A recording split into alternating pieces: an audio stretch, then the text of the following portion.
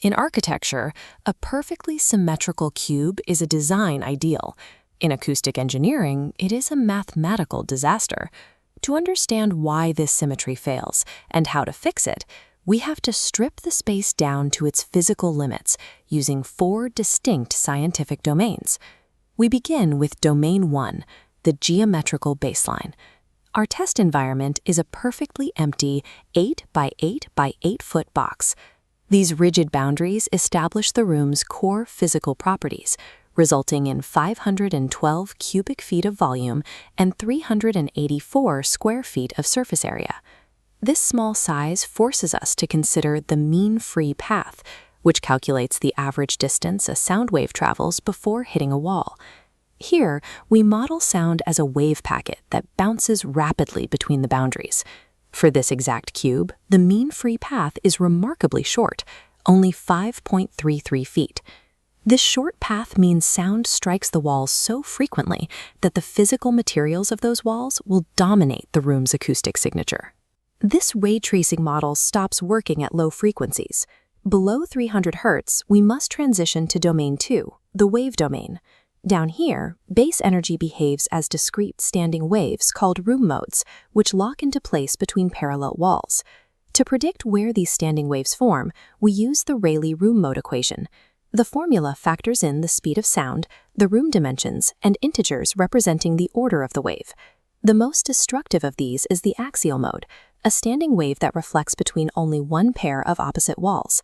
Because they undergo the fewest wall reflections, axial modes retain the most energy and have the greatest impact on sound quality. Understanding a room's behavior requires us to map these invisible axial pressure zones before a single piece of treatment is installed. If we apply the Rayleigh equations specifically to the length of our 8-foot room, we find our first axial mode. The result is a primary standing wave occurring at exactly 70.6 Hz. This cross-section shows the 70.6 Hz wave trapped between the walls. We see antinodes, or points of maximum pressure, at the walls, and a node of zero pressure in the center. Next, we run the same calculation for the room's width and height. Here is the fatal flaw of the cube. Because every dimension is 8 feet, that 70.6 Hz wave duplicates perfectly across the y and z axes. This is modal coincidence, where multiple independent room modes align at the exact same frequency. The real-world consequence is a prominent, spiky peak in the frequency response, exactly at 70.6 Hz, with wide, unexcited gaps on either side. This triple coincidence creates a highly colored, intensely boomy environment that is unusable for critical listening. This mathematical model assumes the walls are infinitely thick and perfectly rigid. In reality, we have to consider Domain 3, the material domain. Real-world results are dictated by the actual physical construction of the space. Our test room is built with 18mm plywood, roughly 3/4 of an inch thick, mounted to wooden studs with a 3.75-inch airspace behind it. This functions as a diaphragmatic absorber, where the wall acts as a flexible, resonating membrane. The plywood acts as a weight, and the trapped air as a spring. When sound strikes, the panel physically flexes inward and rebounds. This flexing transforms acoustic energy into mechanical vibration, which is dissipated as heat through the internal friction of the wood fibers. The physical structure of the room is an active mechanical engine that consumes low-frequency sound. To find which frequency this wall absorbs most efficiently, we calculate its panel resonant frequency. Engineers use this resonant panel equation, 170 divided by the square root of mass and depth. The surface density is 2.3 pounds per square foot, and the airspace is 3.75 inches. This calculation reveals the wall's fundamental resonance frequency, 57.9 Hz. Compare this 57.9 Hz resonance to the 70.6 Hz room mode we calculated earlier. Because the wall's resonance is so close to the modal peak, the wall acts as a massive, free bass trap exactly where it's needed.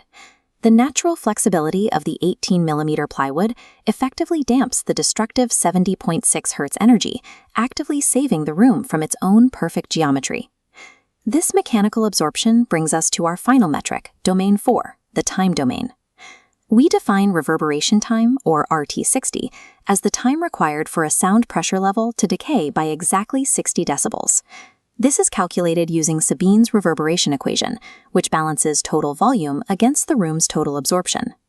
In our plywood room, the hardwood faces reflect high frequencies, but the heavy flexing of the panels absorbs the base. This creates an inverted decay curve.